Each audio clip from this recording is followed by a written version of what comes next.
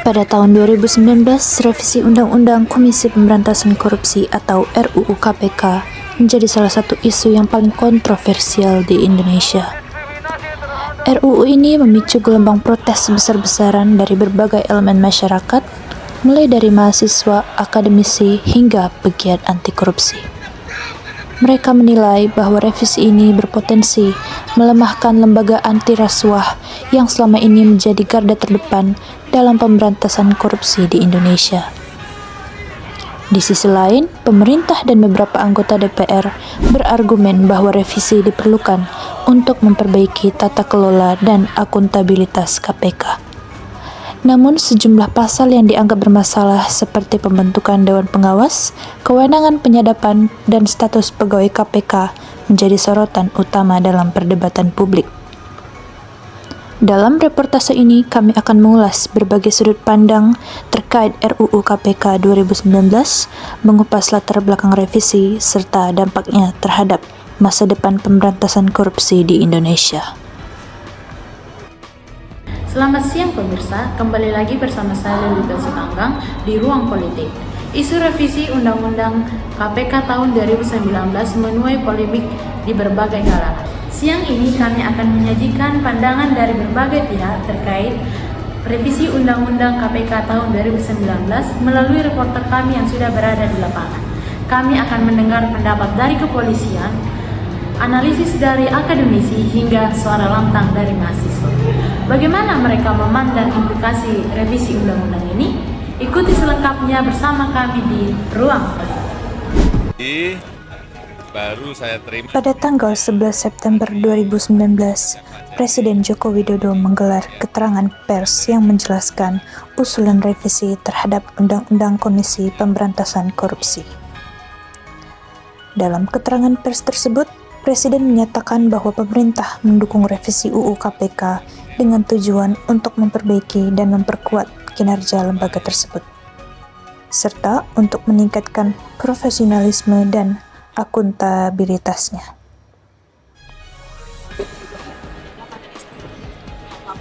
Saya ingin melihat dulu timnya. Saya ingin melihat. Tapi jangan sampai juga ada pembatasan yang tidak perlu, sehingga independensi dari KPK ini menjadi terganggu. Intinya ke sana, tapi saya mau lihat dulu, nanti satu persatu akan kita pelajari, putusin, baru nanti saya sampaikan. Kenapa ini ya, kenapa ini tidak, karena tentu saja ada yang setuju, ada yang tidak setuju di dalam timnya. Udah mulai sejak hari Senin sudah kita maraton minta pendapat dari para pakar, dari kementerian, semuanya secara detail saya ada. Sehingga begitu tim nanti kita lihat, saya sudah punya gambaran. Ya. Selamat siang pemirsa, saya Ivonelin melaporkan langsung dari Polsek Medan Kota terkait isu yang menjadi perhatian besar publik, yaitu revisi Undang-Undang Komisi Pemberantasan Korupsi. Baik, kembali lagi bersama kami, saya Ivonelin, dan ini rekan saya Nadila Syahara. Saat ini kami tengah berada di kawasan kepolisian Kota Medan, di mana kami akan mewawancarai salah satu petugas kepolisian dan menanyakan mereka mengenai tentang demonstrasi tolak RUU KHP dan revisi UU KPK yang terjadi pada tahun 2019. Halo, selamat pagi Pak. Kami sebelumnya telah memberikan kami waktu. Kami perkenalkan sebelumnya kami mahasiswa Universitas Sumatera Utara. Kami ingin mengajukan beberapa pertanyaan Pak. Sebelumnya boleh tahu Bapak dengan Bapak siapa? Ya, nama saya Muhammad Rinanda. Jadi kami di sini ingin mengajukan beberapa pertanyaan Pak tentang demonstrasi tolak RUU KHP dan revisi UU KPK tahun 2019. Nah, untuk itu kami akan pendapat Bapak terhadap pertanyaan kedua. Pertama, bagaimana pandangan Bapak sebagai polisi terhadap partisipasi masyarakat dalam menolak atau mendukung RUU KPK 2019 seperti melalui aksi demokrasi? Pertanyaannya tadi penolakan aksi. Ya. Penolakannya melalui aksi demokrasi. Demonstrasi. Ya, demonstrasi ya. Sebenarnya itu memang cara yang dianjurkan memang ya kan? Karena memang cara menyalurkan aspirasi masyarakat ke atasan, ke pejabat-pejabat dengan cara itu, jadi diperbolehkan. Baik, untuk pertanyaan yang selanjutnya, bagaimana peran polisi dalam memastikan tidak ada pelanggaran HAM dalam menangani aksi demonstrasi terkait penolakan terhadap RUU KPK? Pelanggaran HAM itu kami nggak pernah buat sebenarnya kalau mahasiswanya nggak ricu. Jadi, kalaupun misalnya ricu nih, jadi kami itu cara nindakinya bukan dengan pelanggaran HAM juga. Kami ada namanya alat water cannon, alat penyemprotan air yang besar. Jadi itu bukan kami semburkan juga langsung ke kalian, kepada masa-masa yang demonstrasi. Itu kami semprotkan cuma buat membubarkan aja, bukan pelanggaran HAM juga ya. Tapi nggak perlu kekerasan dalam hal itu. Baik, untuk pertanyaan selanjutnya, apa pandangan Anda terhadap revisi RUU KPK yang dianggap dapat melemahkan pemberantasan korupsi? Apakah itu sejalan dengan prinsip budaya hukum yang adil? Kalau nggak salah, tadi pertanyaannya melemahkan ya? Iya, melemahkan. Melemahkan pemberantasan korupsi, apakah sejalan dengan prinsip budaya?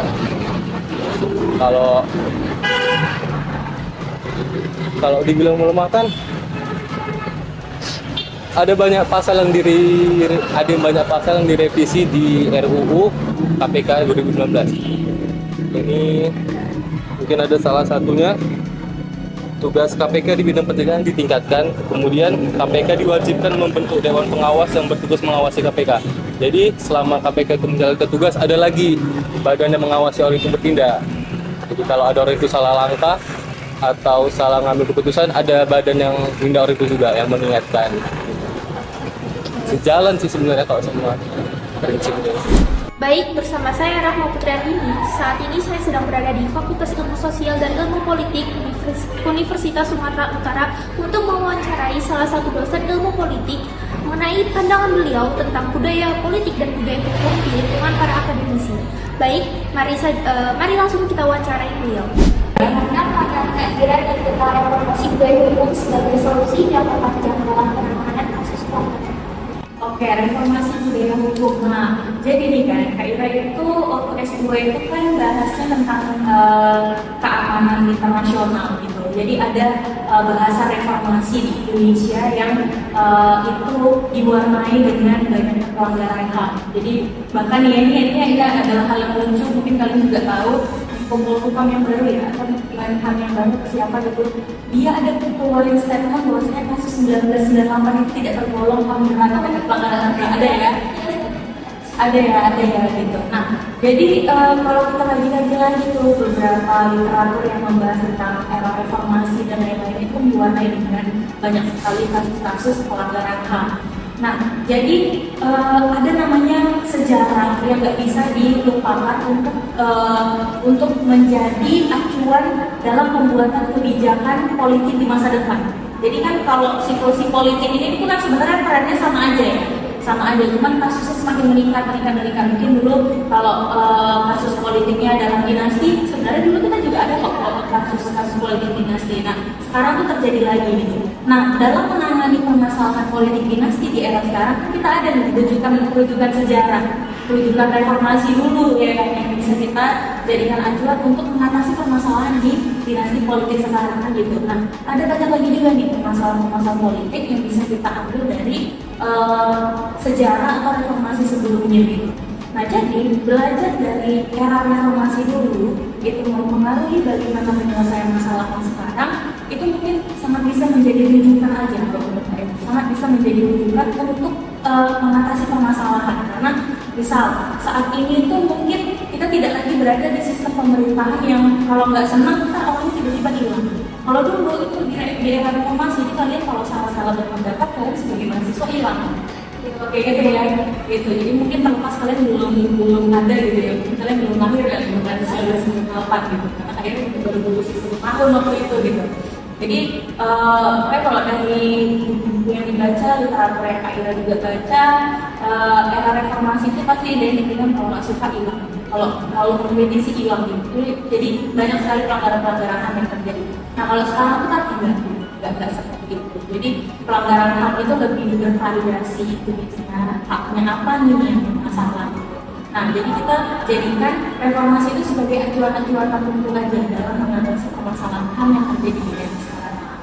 RUU KPK 2019 ini memicu gelombang protes yang besar dari mahasiswa di berbagai daerah. Mereka menilai revisi ini sebagai bentuk pelemahan terhadap lembaga anti korupsi yang justru menjadi ujung tombak pemberantasan korupsi di Indonesia. Sejumlah poin kontroversial seperti pembentukan Dewan Pengawas dan pemberantasan kewenangan KPK menjadi perhatian utama mahasiswa yang merasa perubahan ini berpotensi menghambat upaya melawan korupsi. Baik, kembali lagi bersama kami. Di sini saya, Lili Tanggang, dan rekan saya, Rahma Putriani sedang berada di Fakultas Hukum Universitas Sumatera Utara. di mana kami akan mewawancarai salah satu mahasiswa hukum di sini dan menanyakan pendapat mereka tentang RUU KHP dan revisi UU KPK yang terjadi pada tahun 2019. Oke, perkenalkan nama aku Alta Fry, mahasiswa Fakultas Hukum Khusus Tambuk 2021. Jadi saya akan menanyakan tentang RUU KHP dan revisi UU KPK yang terjadi pada tahun 2019. Di sini pertanyaan pertama sebagai mahasiswa yang terlibat dalam diskusi sosial dan hukum, bagaimana Anda menilai revisi UU KPK yang terjadi pada tahun 2019? Apakah Anda setuju dengan perubahan tersebut atau merasa bahwa itu melemahkan upaya pemberantasan korupsi di Indonesia? Oke, baik, terima kasih atas pertanyaannya. Menurut saya selaku mahasiswa hukum, melihat adanya revisi Undang-Undang KPK itu justru melemahkan KPK itu sendiri. Kenapa? Salah satu poin dari revisi Undang-Undang itu ada menyampaikan bahwasanya pegawai KPK tidak bisa lagi menjadi penyidik ataupun penuntut umum di dalam perkara pidana dalam hal ini. Tentu saja akan terlibat lebih banyak lagi institusi yang harus mencampur tangani dalam perkara pidana, di antaranya ada kepolisian dan kejaksaan, yang mana sebenarnya KPK itu seharusnya berdiri sendiri dan bisa seharusnya menjadi penyidik dan juga penuntut umum. Terima kasih. Lanjut pertanyaan kedua, menurut Abang, apakah proses revisi Undang-Undang KPK sudah melakukan proses yang baik? Oke, baik.